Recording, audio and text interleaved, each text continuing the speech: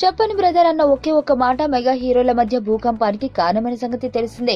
ఆ ఒక్క మాటతో బన్నీ పవన్ ఫ్యాన్స్ దృష్టిలో చెడ్డవాడయ్యాడు. చెడ్డవాడెవడు, చెడినవాడు కాదు. బన్నీ ఆ సందర్భంలో ఏ ఉద్దేశంతో అన్నా ఫ్యాన్స్ మాత్రం వేరేగా అర్థం చేసుకున్నారు. కక్ష తీర్చుకోవాలి అన్నంతగా అటుపై గొడవలు జరుగుతున్నాయి. ఇటీవల బన్నీ డీజే టీజర్ కి డిస్లైక్స్ పడడం వెనుక పవన్ ఫ్యాన్స్ నడిపించిన కథ మీడియాలో కథనాలుగా వచ్చింది. ఇక ప్రతిగా కాటమరాయుడు టీజర్ కి బన్నీ ఫ్యాన్స్ ఇతర హీరోల ఫ్యాన్స్ తో కలిసి డిస్లైక్స్ కొట్టించిన సంగతి తెలిసిందే. ఈ ఫ్యాన్స్ వర్సెస్ ఫ్యాన్స్ యుద్ధం ఇప్పట్లో ఆగేటట్టు లేదు. అయితే డిస్లైక్స్ వేళ పవన్ ఫ్యాన్స్ కి కౌంటర్ వేస్తూ బన్నీ చేసిన ఓ కామెంట్ గురించి బన్నీ శ్రేయోభిలాషి విశ్లేషించి ఇది సరికాదని సలహా ఇచ్చారట. ఇకపై అలాంటివి చెయ్యొద్దు, దానికంటే నీ సినిమా డీజేని పవన్ కాటమరాయుడు రిలీజ్ అయ్యే వరకు చక్కగా ప్రమోట్ చేసుకో, అది మేలు చేస్తుందని సలహా ఇచ్చాడట.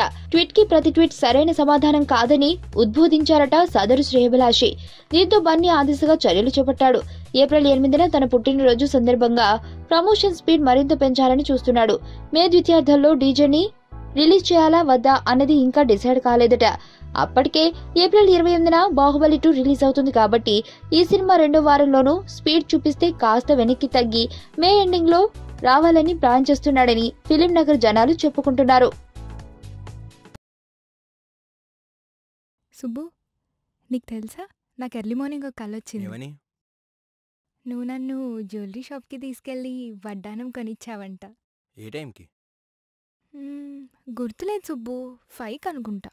అదే మరి 5కి మీ బాబు వచ్చి బిల్లు కట్టినట్టు నాకు కాల్ వచ్చింది.